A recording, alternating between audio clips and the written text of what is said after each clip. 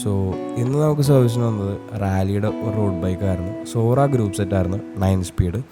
ചെയിനും കാസറ്റൊക്കെ നേരത്തെ മാറ്റിയതായിരുന്നു, പക്ഷേ ക്രാങ്ക് കാണുന്ന പോലെ നല്ല രീതിക്ക് പോണൗട്ടായിരുന്നു ടീത്തൊക്കെ.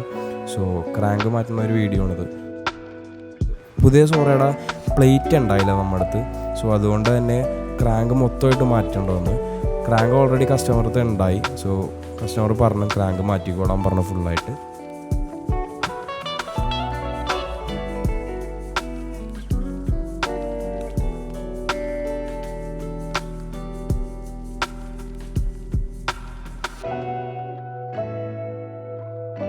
സോ ബോട്ടം ബ്രാക്കറ്റൊക്കെ ഡീഗ്രീസ് ചെയ്ത് ക്ലീൻ ചെയ്തിട്ടാണ് നമ്മൾ പുതിയ ഷിമാനോൻ്റെ ക്രാങ്ക് ഇട്ടത്. സോറ തന്നെ ഇട്ടത് 9 സ്പീഡ്.